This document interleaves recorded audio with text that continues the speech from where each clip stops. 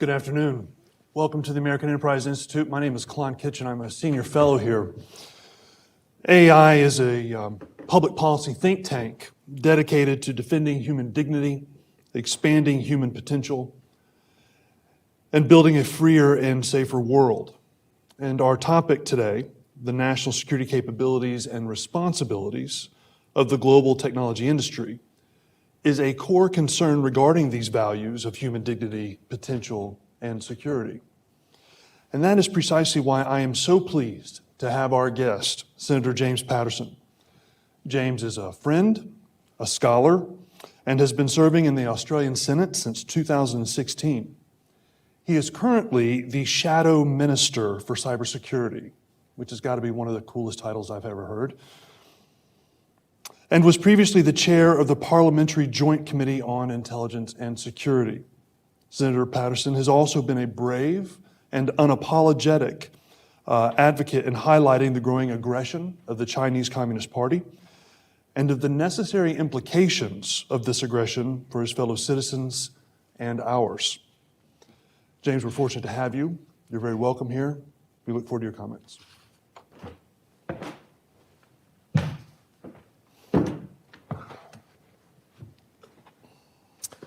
It's an honour to be here today at the American Enterprise Institute, one of the world's leading think tanks. Before my election to the Senate in 2016, I worked at a think tank called the Institute of Public Affairs, founded at a similar time and with a similar mission to defend the free enterprise system. In fact, it's wonderful to be back here at AEI. When my wife and I were university students, we came to Washington, DC as interns. I was on Capitol Hill in the office of a Republican congressman, and she worked at a magazine called The American here at AEI.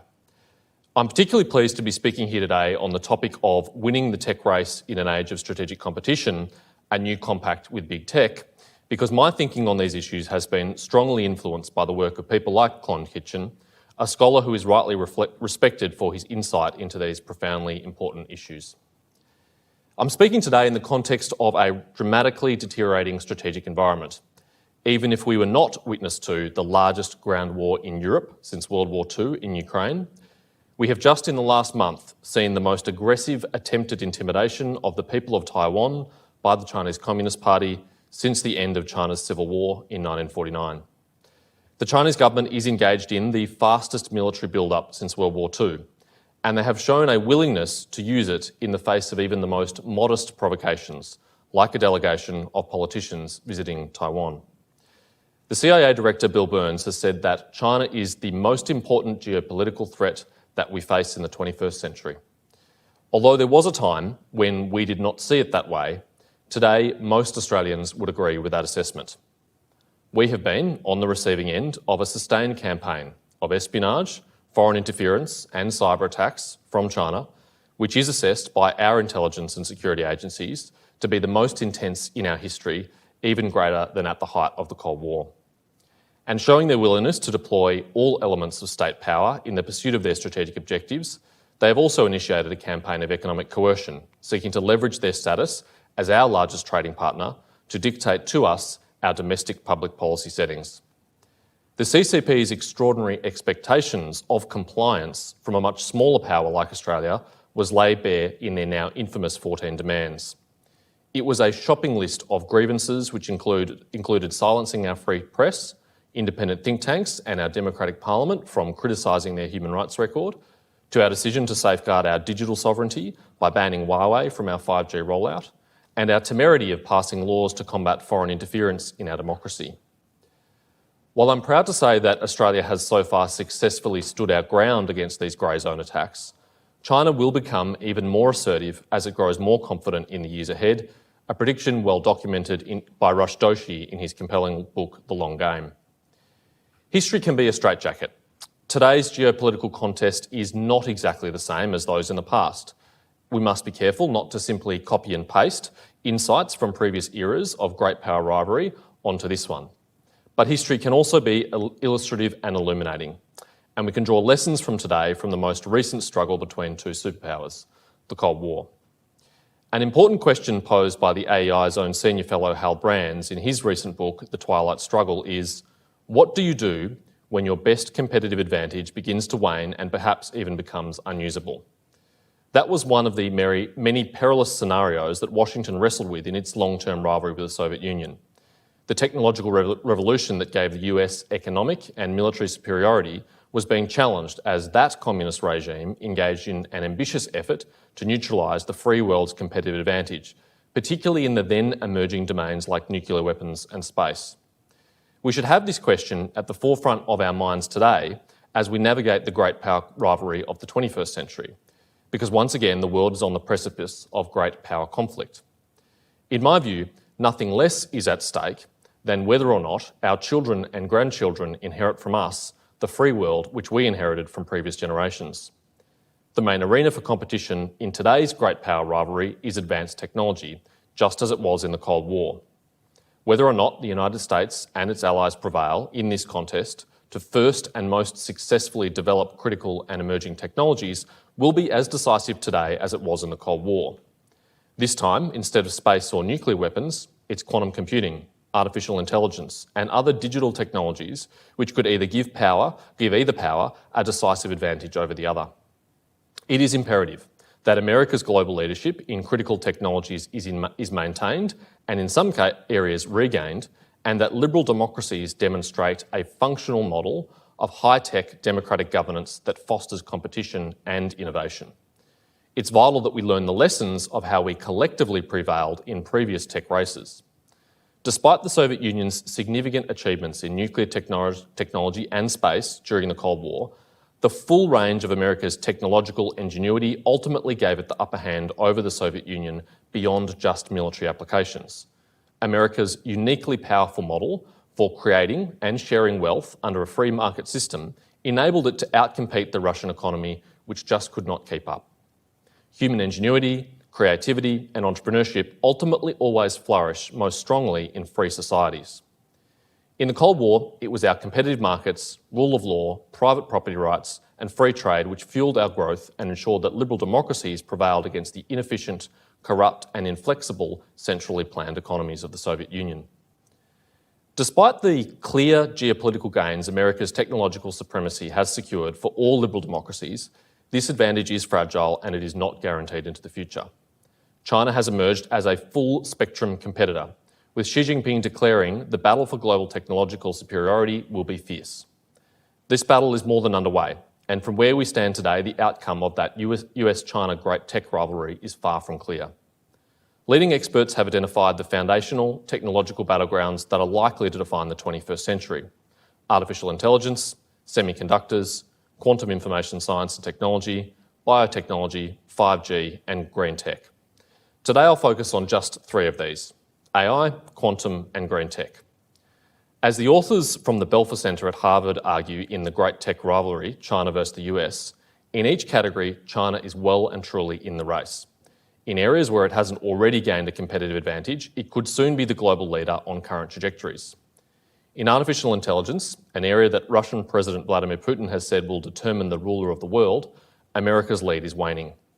Based on current trends, it is projected that China will overtake America in 5 to 10 years, and some experts, including the Air Force former Chief Software Officer Nicholas Challen, believe that China's victory in AI is already a done deal. The dual-use applications of AI are broad and could transform operations in the financial, political, and military fields. We know that authoritarian regimes will be attracted to China's high-tech, autocratic governing model to exert their authority and suppress dissent. A 2019 study by Stephen Feldstein at the Carnegie Endowment for International Peace on the global expansion of AI surveillance found Chinese companies already supplied AI surveillance technology to 63 countries. In China's 14th five-year plan, quantum information science is a second tech priority after AI. The military applications of quantum computing, communications, and sensing technology are no longer in the realm of the hypothetical. Quantum communications could see state secrets stolen through broken encryptions.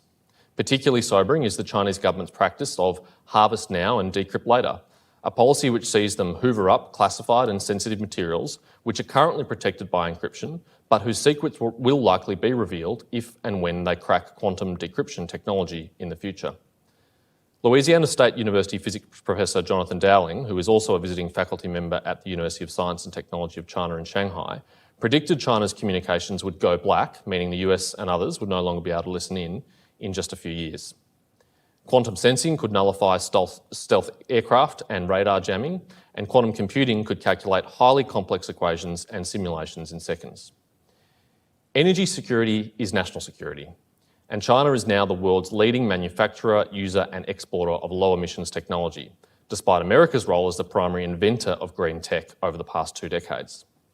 As they rush to transition to renewable energy, countries will become increasingly dependent on China's technology to meet their climate targets, a troubling dependence both strategically and morally, given that much of it is being made by forced labour from persecuted minorities like the Uyghurs in Xinjiang. Of course, underscoring the advancements in each of these foundational tech battlegrounds is investment in research and development.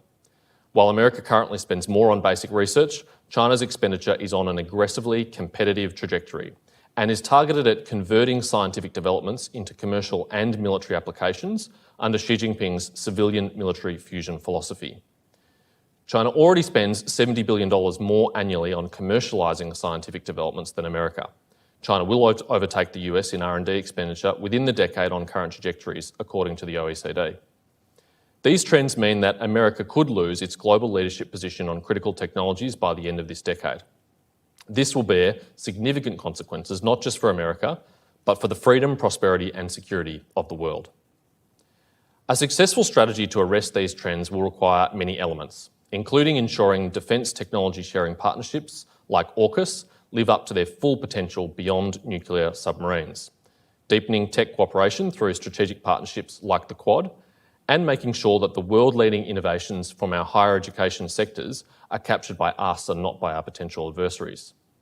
But an indispensable part of this strategy to win the tech race in an age of strategic competition is a new compact with big tech.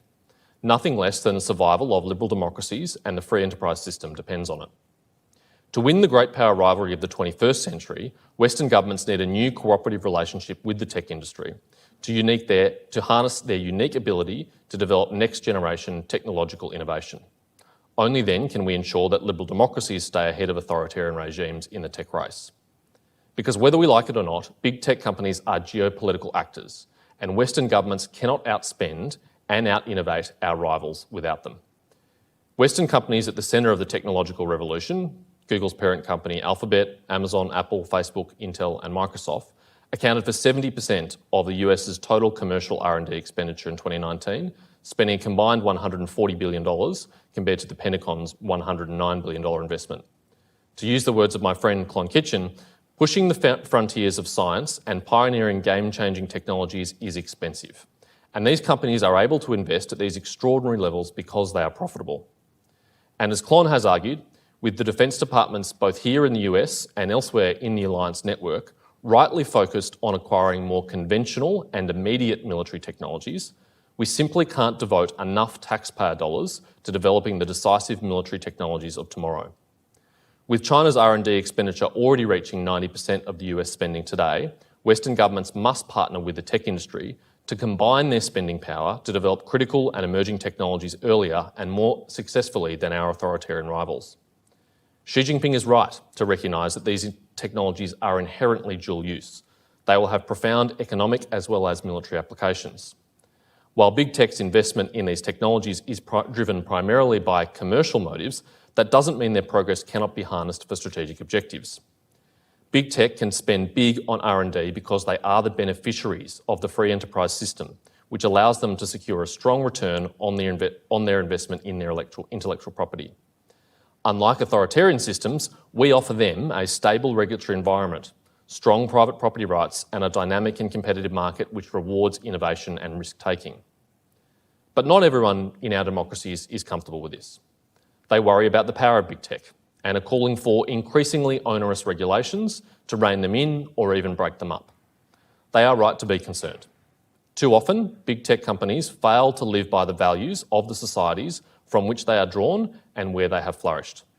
They inconsistently police their rules on free speech. They fail to create a safe online environment for our children. They have been too slow to identify and combat foreign state-sponsored disinformation. they have dragged their feet on the privacy protections their users rightly expect. I am not here today to defend big tech.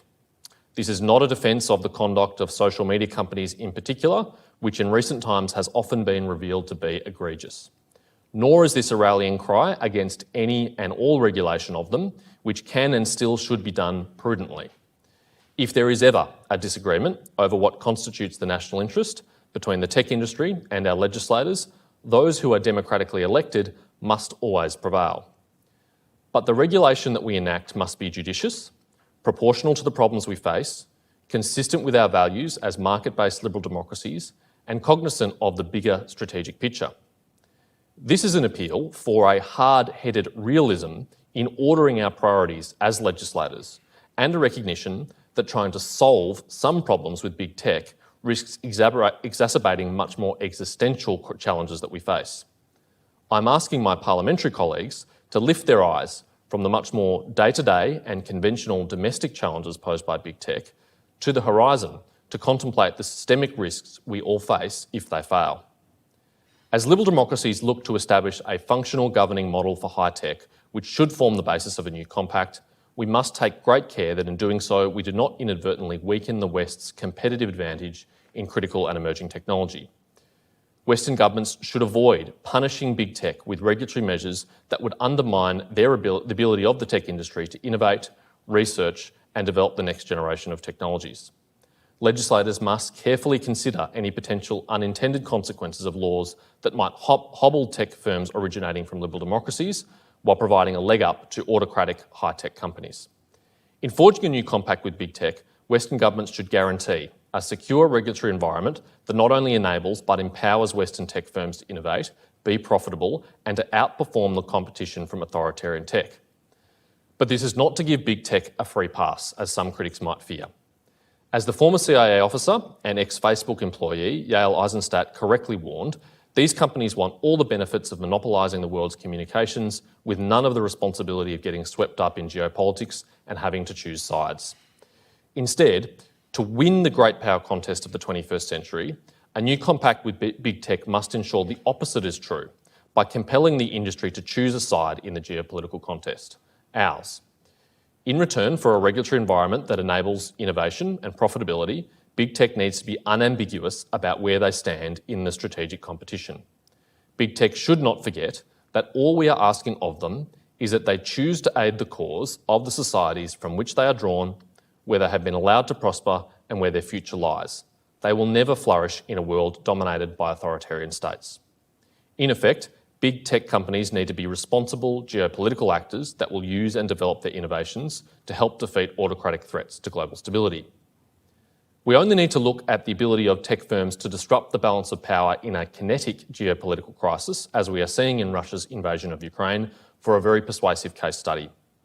The war in Ukraine has been a watershed moment that has forced big tech companies to pick a side. As Stephen Feldstein has argued in Foreign Policy, Russia's aggression forced big tech companies to confront geopolitical realities they have largely managed to avoid. In picking a side in the geopolitical contest, global tech companies exerted considerable power to frustrate Russian aggression and to strengthen Ukrainian defence. In this way, as Melanie Garson and Pete Furlong identified in a paper for the Tony Blair Institute for Global Change, big tech played the role of both disruptor and defender. Russia's control of cyberspace was significantly impeded by global tech companies that created a strategic digital blockade of Russia, counteracted Moscow's information warfare, and ensured Russian citizens could access free and unrestricted content. As disruptors and defenders, Garson and Furlong said, global tech companies are able to step in with a speed and agility that individual countries did not possess, helping neutralise Russia's digital strategy. For example, Microsoft's security teams work closely with the Ukrainian government to provide 24/7 intelligence sharing through secure lines of communication and to help deploy technical countermeasures to defeat attacks. Microsoft's Threat Intelligence Centre detected at least 6 individual Russia-aligned nation-state actors that had launched more than 237 cyber operations against Ukraine. Microsoft publicly released the details of their intelligence on Russian cyber warfare to enable the security community to identify and defend against this activity. Amazon Web Services helped migrate Ukrainian government services and data onto the cloud to preserve it in case their physical servers were destroyed in Russian strikes. As part of Project Shield, Google helped protect the Ukrainian government websites and services from DDoS and other cyber attacks by Russian-affiliated groups. Elon Musk's Starlink satellite system has helped keep Ukrainians online, a critical component in Ukraine's ability to fight back in the information war against Russia. Many Western tech companies have fought to keep the internet accessible to the Russian people, to counter Russia's attempts to raise a digital Iron Curtain. This is why the future of warfighting is increasingly being regarded as software first, according to Seth Robinson of Palantir. In a speech to the Lowy Institute this month, Rachel Noble, the Director General of the Australian Signals Directorate, reflected on the awe-inspiring and terrifying role of cyber actors in the Ukraine-Russia conflict and welcomed the fact that large private sector companies chose to involve themselves by taking sides. It's a sentiment shared by her signals intelligence colleague, Sir Jeremy Fleming of the UK's GCHQ, who wrote in The Economist in August that the modern digital and cyber nature of the war was seeing a reshaping of the cyber landscape, leading to greater cooperation between big tech firms and governments. But is the role of global tech companies in a Russia-Ukraine conflict a preordained outcome for future geopolitical contests? After all, it was only a few short years ago when Ukraine's former foreign minister spoke for many, when he blasted Apple's redrawing of its country's borderlines, saying, "Global politics is not your strong side." And the choice that the tech industry might be forced to make in future conflicts won't be as easy as it was in this one. But we must have the same expectation of big tech when it comes to potential scenarios in the Indo-Pacific. They must pick a side, and it must be ours. If Western governments fail to secure this partnership, and if global tech companies fail to behave as responsible and strategic geopolitical actors, then the free world must be prepared to surrender to China's high-tech, autocratic governing model, for this is the only alternative. Google co-founder Eric Schmidt has warned it is entirely possible to imagine a future where systems designed, built and based in China dominate world markets, extending Beijing's sphere of influence and providing it with a military advantage over the United States. In other words, if China wins the great power rivalry of the 21st century, it will be Xi Jinping's vision for big tech that will entrench autocratic rule over liberal democracies. We only need to look at the Chinese government's current method of engagement to understand the authoritarian rules of the road. Even with the West's current narrow technological advantage, our democracy, institutions and critical infrastructure are under sustained pressure from cyber espionage and attacks. In Australia, there's a cyber attack against our critical infrastructure every 32 minutes, and cyber experts have warned that state actors are already pre-positioned on Australian networks to weaken us in the prelude to a regional conflict or crisis. Australia has responded with strength. We've initiated world-leading cyber reforms to harden our systems from cyber intrusions and attacks. But these measures would be worth little if China dominates critical technologies that enable it to disrupt and even control our social, democratic, financial, political and military institutions. For example, our knowledge of cyber-enabled election interference on social media platforms is largely informed by Western tech platforms. We will never have this level of insight or accountability into cyber-enabled election interference with Chinese and other authoritarian-based tech companies. Authors of the new book, Surveillance State, Inside China's Quest to Launch a New Era of Social Control, Josh Chin and Lisa Lin, explore China's mass surveillance governing model as a system for entrenching both totalitarian oppression and a techno-utopian smart cities to control social behaviour, traffic and financial systems. Quote, "The same algorithmic controls can terrorise or coddle depending on who and where you are," Chin and Lin write. It is a model that already reaches well beyond its borders. The same surveillance technology that enables President Xi's social control domestically, including through tracking and detaining of Uyghurs and other ethnic minorities in Xinjiang, is being widely purchased and installed in homes, businesses, institutions, and even government departments around the world.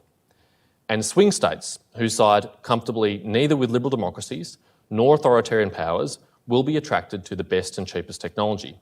If China meets their needs better than Western alternatives, they will freely choose their technology. And that will make the world a much less safe place for our citizens who seek to travel and do business abroad. Despite our many legitimate frustrations with our own tech titans, we do have to choose ourselves whether we want them to prevail in their own competition with their counterparts in authoritarian countries. Because it will either be Google, Facebook, Microsoft and Amazon who set the international rules of the road when it comes to technology, or it will be Tencent, ByteDance, Huawei and Hikvision. That should be an easy choice for us. As the strategist Elbridge Colby puts it, many Americans have big concerns about social media companies. I do. But our debate assumes that we can change things in Washington or state capitals. not if the People's Republic of China is hegemon. Then the social media companies will be Chinese or subsidiaries. Threats once considered hypothetical are now in the realm of the possible.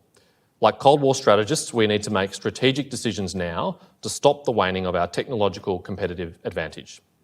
Forging a new compact with big tech is an economic, political and national security imperative, and anything less will see China emerge victorious in a great power rivalry of the 21st century. If they do, our present frustrations with the tech industry will seem trivial by comparison. Thank you.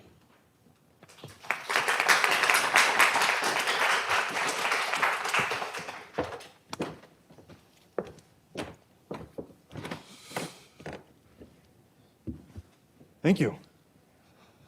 So as we begin, I want to make sure that I'm understanding your argument very clearly, because if I am, you're making a very serious, very meaningful point that I want to make sure that we get. So if I'm understanding you correctly, you're saying that in the modern context, governments like the one here in the United States and in your home country of Australia are increasingly reliant on private sector technology companies for core national security interests and aims. Is that right? There are a lot of demands on the scarce resources of modern Western liberal democracies, from healthcare and aged care and education and all the other systems that our constituents expect us to deliver on them, let alone our increased need to invest in very conventional forms of hard power in order to deter a very significant potential adversary, or indeed fight a very real one in Ukraine. And so the idea that our resource-constrained governments can ever sufficiently invest in the future technologies to make sure we develop them successfully and first is extremely naive. Not to mention that historically, governments are not the most efficient drivers of those things. It's not in the nature of governments and the public service to be able to pick the winners of future tech competitions. I'd much rather that entrepreneurs and people putting private capital behind technology are the ones that say, let's take a bet on this technology, let's take a bet on that one, let's take the risk of losing our money here in the hope that it returns an investment on us, than I am on having the national security establishment or the public service making those bets. And so we need them both for their innovation and their entrepreneurship and their insight, which is commercial, and we need them because, frankly, they have resources which they can deploy to this contest, which we don't. So one of the things that stuck out as you were speaking that I don't think I had fully appreciated, but it makes sense.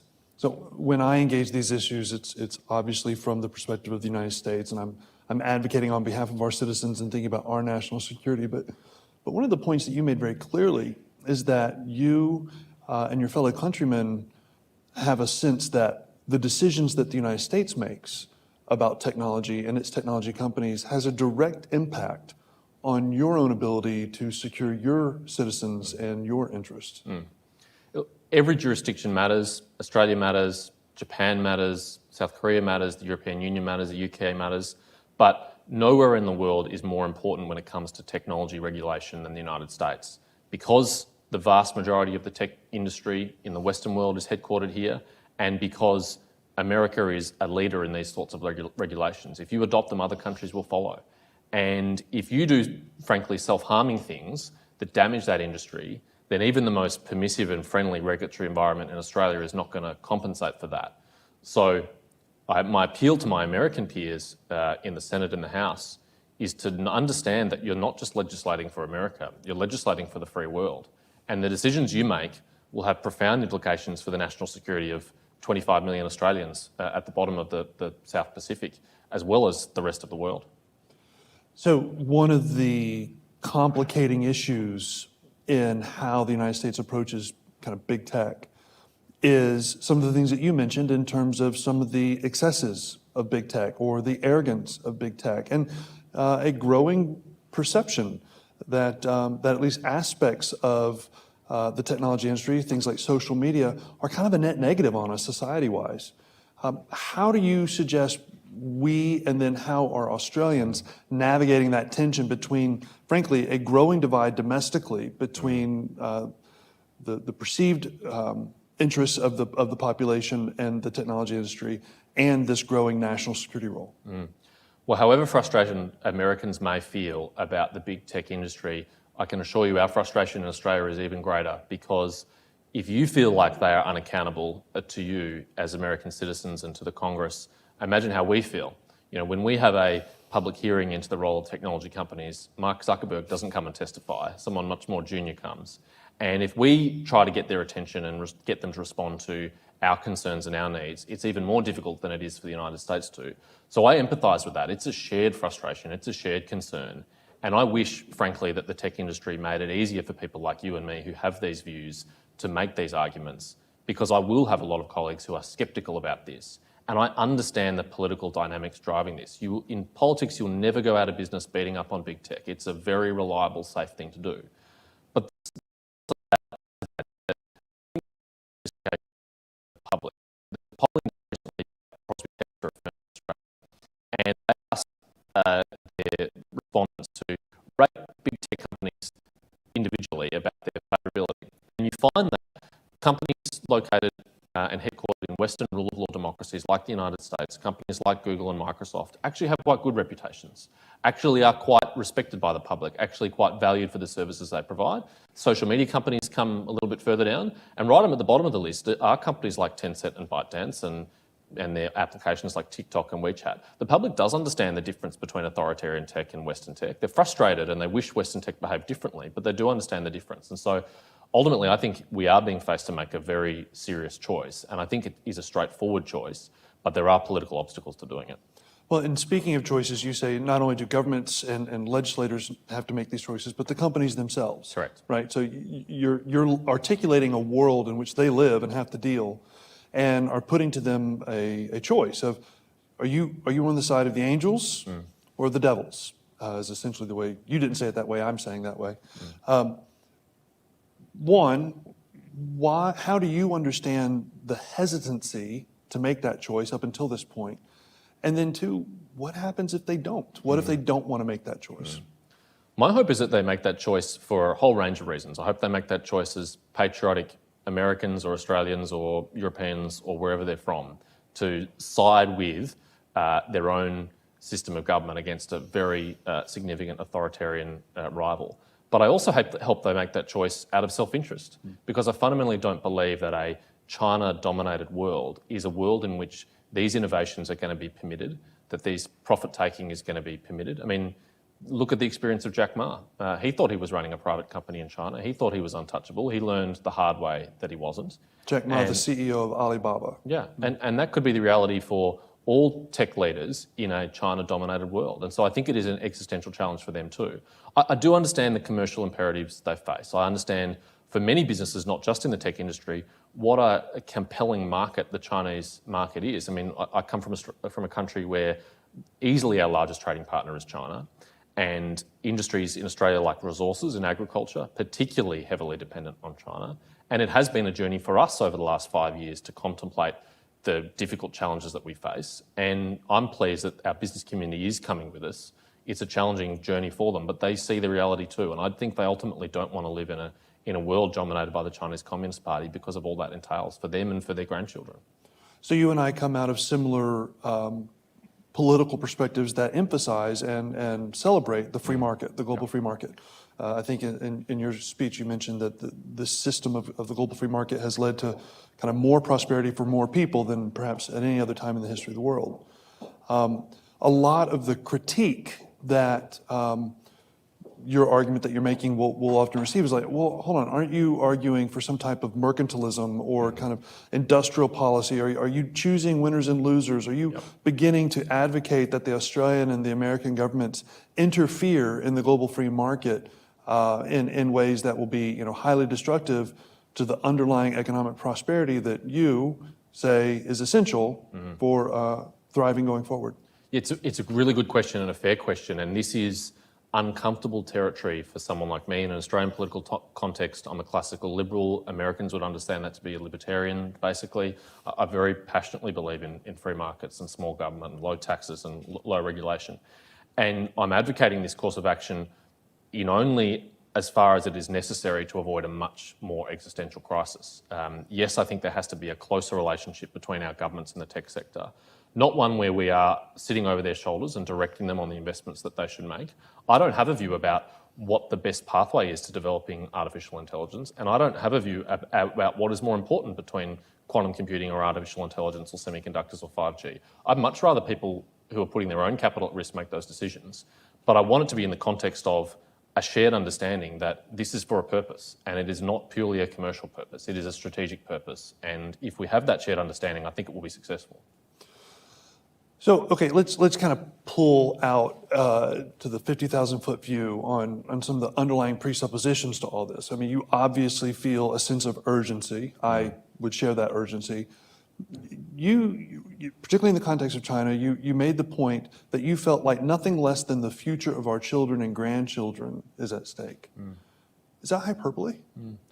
I wish it was, but over the last few years I've been on a journey which has caused me to come to that view, particularly my experience chairing the Intelligence Committee in the Parliament of Australia in the last term of our Parliament, which even as someone who came into this role with real concerns, they only got worse. The more that I learned, the more depressed or concerned I became about our prospects. We really are dealing with a fundamentally different beast. I mean, the comparison I made to the Cold War is in some ways a deficient one, because at its height the Soviet Union came nowhere near America's economic power and dominance. No previous rival to the United States ever has. Imperial Japan did not, Nazi Germany did not.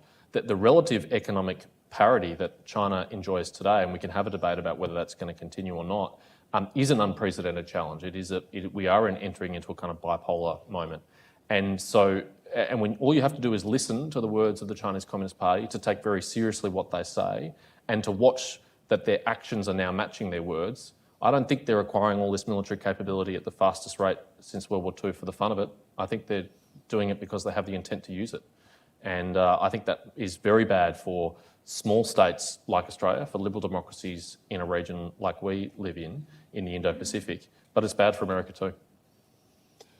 How broadly shared is that perspective amongst your fellow legislators and just your fellow countrymen at large? Much more today than it was 5 or 6 years ago. When I started out on this journey in about 2017 and helped scuttle an extradition treaty between Australia and China and stood up against my own party, my own Prime Minister in doing that. And my assessment is the public moved first and the political class followed. And we've had a series of shocking revelations, like a senator in our parliament becoming beholden to a Chinese national political donor and compromising himself and his party's positions on substantive policy issues in that process. The foreign interference that has been revealed in our country is very serious. And perhaps the most disturbing thing is that it's quite possible to lose your sovereignty and to have your liberal democracy eroded without a shot ever even being fired, that it can kind of be taken out from underneath you by a very sophisticated, very well-resourced espionage, foreign interference, cyber-enabled adversary.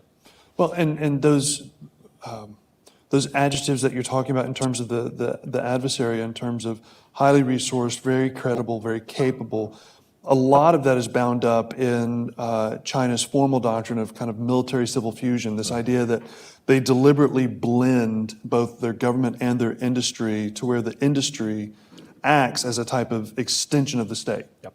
Right? And domestically inside of China, that means that they actively participate in the authoritarian actions of the regime and kind of bolstering and securing the regime. So companies like DJI or Huawei, who actively facilitate the CCP's oppression of political and ethnic minorities.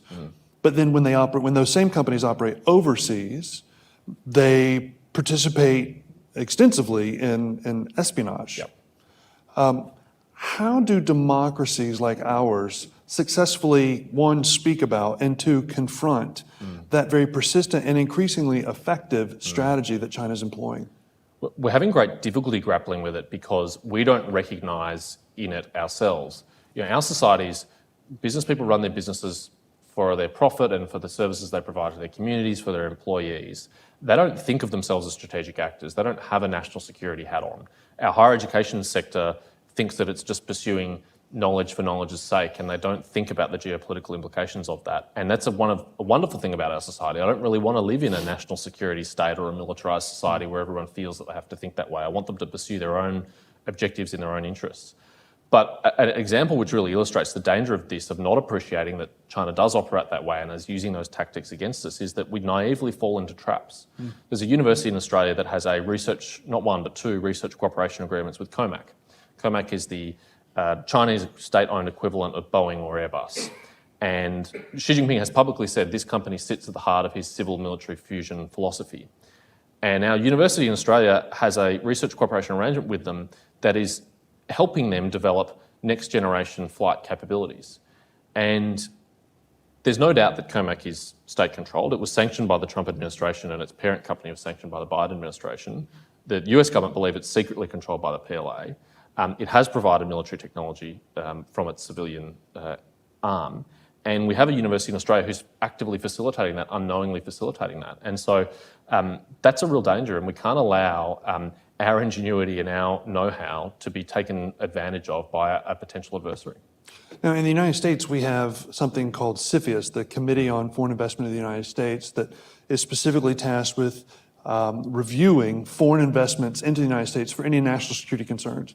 Now, Australia is actually arguably ahead of that. That you guys were much more aggressive and proactive in putting into place that type of capability. Talk a little bit about that, but then also talk to us a little bit about how you're thinking about the review of outbound investment. So Australian investment dollars that are moving into China and potentially facilitating the same type of security concerns that you're describing. Yeah, so we've had a Foreign Investment Review Board in Australia for a number of years, and its legislative mandate is to review all proposals across all sectors above a certain financial threshold to make sure that it's in our national interest. And historically, it was relatively permissive. I mean, we're a country that's very dependent on foreign investment. It's very good for our country. It's enriched us. It means we have a higher standard of living than we would otherwise have. But what had been happening and what had been identified is that a lot of Chinese state-owned enterprises and others linked to the Chinese state had been purchasing strategic assets, whether that's in the power industry or the water industry or elsewhere in our economy, and that their motivations were not financial, their motivations were geopolitical. And so we've toughened up the laws of the Foreign Investment Review Board, and we've appointed to that body a lot of former national security people who have that expertise. And as a result of that, it's really significantly restricted and reduced China's foreign investment in Australia. And frankly, I think that is a no-brainer in this context.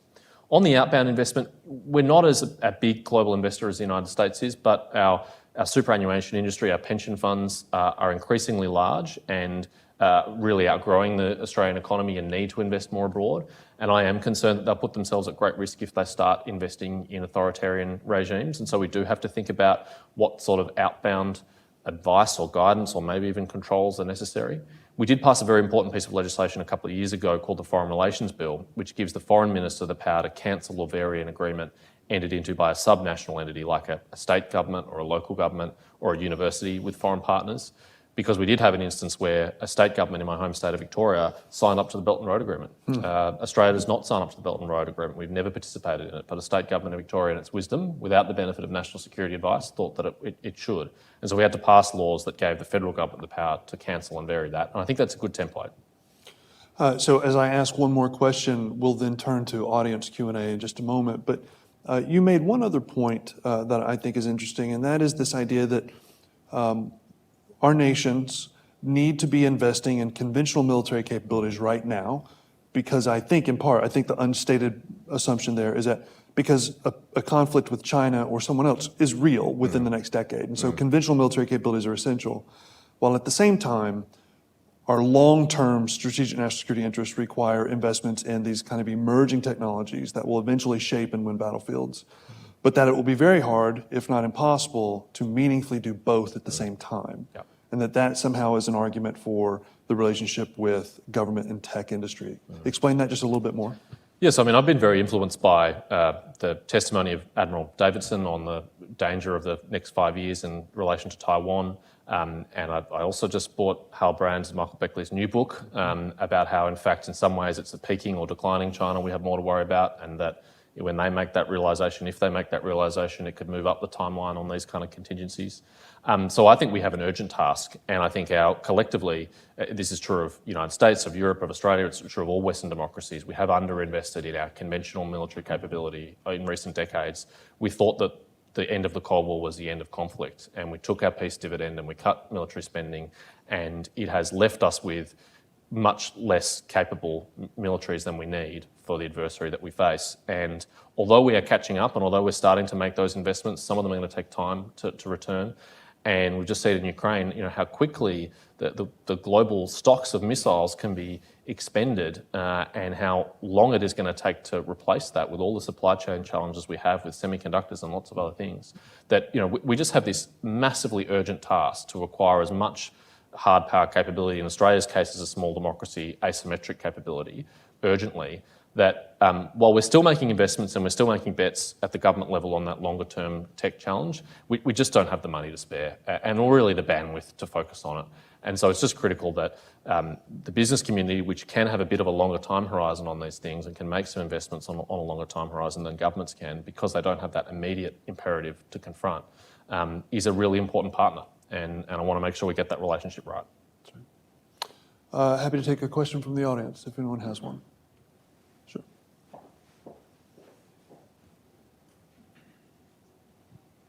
Hi, thank you for being here. My question kind of concerns the legislators like yourself who are talking about these issues and making the laws that regulate tech companies and have to do with, geostrategic abilities.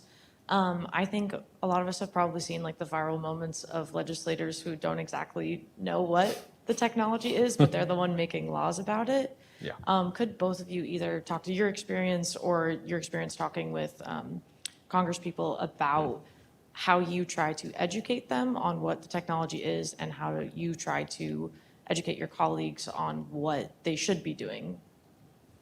Yeah, that's a very fair point. And it's often the case as legislators that we are legislating in areas in which we have no expertise whatsoever. It's not unique to technology. And I'm not a technical expert myself, but I'm 34. It's probably much more natural to me than it is to some of my older colleagues, my older peers. I cringe when I see some of my older peers, get on TikTok for the first time, both because it is embarrassing intergenerationally, but also because of the national security implications of them being on applications like that. And I wonder whether they've thought about that or understood that. Is that because TikTok's evil? It is. Yeah. And we should never allow our children to be on it. So yeah, this is a really fair dilemma. We're very bad at anticipating future technological development. That's a kind of a curse of the political system generally, but it's probably exacerbated by the fact that we're generally much older than the populations that we represent. And so we've got to be humble about that. I think humility is a really key characteristic in legislators. Understand what you don't know, understand the limits of your knowledge, seek out expert advice, give Klon a call, he'll help you out. Yeah, I would say as I engage with policymakers, there have been cringe moments, certainly, but I'm also empathetic. I mean, these individuals have to engage substantively on essentially every issue out there, right? And so they're constantly pulled, and it's impossible to be an expert on anything. So as I engage them, I try to articulate, one, don't be intimidated by the tech. You don't need to understand how AI works, right? Let me just help you understand the interests over which you have some jurisdiction that AI implicates.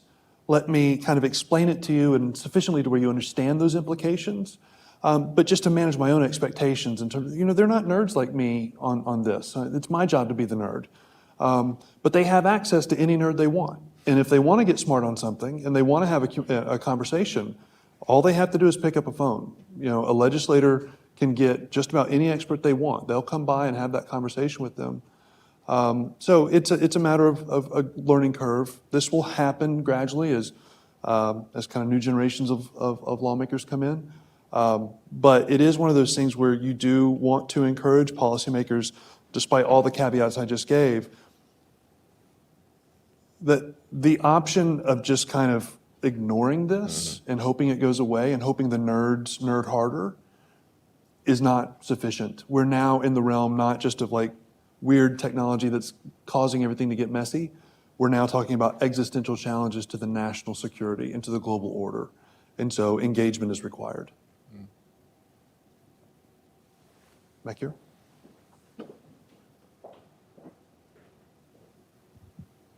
Thank you for being here. It seems clear that developing a shared sense of purpose with big tech companies is essential to the future of the West. And we also, one of the chief ways that government interacts with tech is through regulation. How can we use regulation, which is often portrayed as a stick, to also build a shared sense of purpose without generating an adversarial relationship? Yeah, that's a great question. I mean, I try to highlight the positive benefits of living in a rule of law, market-based economy because it's massively profitable. And intellectual property protections is one of the main reasons why technology companies make money and securely make money and can have confidence to invest over a long time horizon, knowing that no one's going to come and pull the rug out underneath you and you're going to lose all that money you've invested. We will protect your intellectual property. We will reward you for engaging in research and development that generates the new technologies of the future because you'll be able to generate a great return on that investment and your investors will be rewarded. And I think it's a really virtuous system. That's the great insight of private property rights that is a really kind of unique thing to the historically to the Western liberal capitalist order. And we see as it spreads around the world that those benefits flow to other people as well. There's nothing unique about us culturally that we benefit from it. It's institutions. And so I hope the tech industry recognises that. I think they do implicitly, whether they state it or not, that there's a reason why they house their intellectual property here or in Ireland or in Australia or in other jurisdictions like that where it's safe and secure. And so I think that's implicit. I think the only thing I'll add there is that one of the reasons why U.S. tech companies are pioneering the technologies the way they are, and then in a way that outstrips everyone else, frankly, is because they're the ones who've cracked the code on operating at scale, right? As James mentioned in his speech, being at the bleeding edge of artificial intelligence and robotics and quantum computing is resource intensive, both in terms of actual money and then also talent. And that's in limited supply, and the reason why these companies are able to do that is because they operate at scales that give them 1 billion customers. Now, that is precisely why some of the ongoing domestic political activity on antitrust is so important. I don't think anyone seriously argues that the technology industry should be immune from reasonable antitrust regulatory enforcement. If they break the law, by all means, hold them accountable. But oftentimes, I think we are at risk of using regulatory law as a political stick, as a way of kind of getting our pound of flesh for perceived political slights. And some of that's inescapable, that's kind of politics. But if it actually happens, what James is saying and what I'm agreeing with is that will have implications that exist far beyond domestic politics. It's going to impact the United States' ability to secure itself. And now what we're hearing is our allies' ability to secure themselves. And so these are issues that need to be considered much more carefully than they often are. Yes, sir. Thank you so much for the discussion. So when you guys were talking, were talking about authoritarian regimes and how Western democracies need to fight back against them. However, how would you see us going interacting with authoritarian regimes that may be an advantage to us in the strategic competition, such as Vietnam, Philippines, and how would we use them to align China even though they aren't specifically Western democracies or liberal democracies? Yeah, it's a great question, and some of the countries in the world that are most concerned about China's rise are not liberal democracies, and they don't have a political system like ours, and we need to work together with any willing partner to confront the challenge of China because it is such an existential, such a systemic challenge. Liberal democracies are natural allies on ideological grounds, but states have interests that are not ideological, that are just about circumstances and the region and the world in which they have it and history. And the reason why I called out swing states in my speech is that we do have to persuade these countries. They're not going to just have an instinctive appeal or they don't feel any sense of loyalty or obligation to us because we are Western, because we're democratic. They might not find that very appealing at all. But I do want them to be able to see that the technology that we develop is going to better solve the problems in their societies than the alternative, and that it'll be governed by our democratic framework and values and not by authoritarian ones. I don't want those states that you mentioned or others to sign themselves up to the smart cities network and allow themselves to be subject to Chinese state government surveillance and all their citizens to it, because that'll be a much less free world for everyone. Yes, sir. One particular advantage I think China has is the ability to invest large sums of resources into undisclosed R&D that outside forces often never find out about. This ability to evade public accountability and evade transparency. Do you think that this is the direction that countries like the US and Australia will head towards? Do you think they should? Yeah, that's a really interesting thought. I mean, I think you're right. They certainly are able to invest in things that we don't find about till it's too late, and they've developed that capability. If we saw last year the test of a hypersonic missile and the way in which that shocked the world, it was much faster than a lot of people thought. But I suspect they probably waste a lot of money too, because that's the inherent nature of authoritarian systems. They're corrupt, they're not exposed to public scrutiny, and although our systems of accountability and transparency can be cumbersome, can slow us down sometimes, I think they do generate the best value for money. And if I had to choose, I'd certainly much favour that system where ultimately as a official who's going to spend public money, that I have to be accountable for that, I have to justify that. It makes me think differently about how I would spend that money, knowing that the public is going to demand an explanation from me as to why the scarce resources that I have that I could have spent on another problem, I decided to spend on this problem. And so I think that's a really important feature of our system. Yeah, the only thing I'll add there is I think the issue you raise of what I'll call kind of clandestine R&D is something that features, I mean, certainly the United States and certainly Australia has clandestine R&D capabilities, and we pursue those. And some of the technologies that we're all benefiting from that are the kind of the foundation of the tech sector that we're describing came out of those types of investments. And I think it would be a mistake for anyone to conclude from this conversation that either James or I believe that the government is unable to do innovation. We're not saying that. We're not saying that the government is inept. We are saying, though, I'll speak for myself. What I am saying is that to operate at the scale and the speed that the geopolitical environment requires is now beyond the state's capacity unilaterally, and that some type of a partnership with industry is going to be necessary. A key feature of that will be, and the way we do that burden sharing is okay, the governments then should focus on some of those clandestine, high priority, high risk R&D efforts and leave the broader kind of generally commercial applications to industry. But then to tie something up that James also said, but then to do that plan to work, we need to create a regulatory environment for those companies where they can thrive, where the situation is predictable, and where they're treated fairly, right? Not immune from responsibility or authority, but fairly. And I don't think that's too much to ask. We've got time for one more question. Yes, ma'am. Thank you for being here today. In your talk, you mentioned the influence that U.S. tech policy has on Australia. How influential would you say the tech policy of the EU is on Australia? Yeah, that's a great question. In some ways, it's probably more influential because it's more activist, because it's so forward-leaning on so many things like privacy to the type of charger you can have for your phone. And because it's such a large market, it ultimately sets standards for the rest of the world. And culturally, the European Union is more comfortable with regulation than either Australia or the United States would be. They are less committed to the free enterprise, free market system than we are. They have a more mixed economies within that block of countries. And so it's hugely influential. The only reason why I would still say that the United States ultimately is the most consequential jurisdiction for it is that this is where all the biggest companies are located. Yeah, they have a branch office somewhere in the European Union. Yeah, they might have a tax haven somewhere in the European Union. But ultimately, most of their researchers, most of their employees, most of their intellectual property is developed here in the United States. They're headquartered here. They're predominantly owned here. And that's why the US is the most important jurisdiction on tech regulation.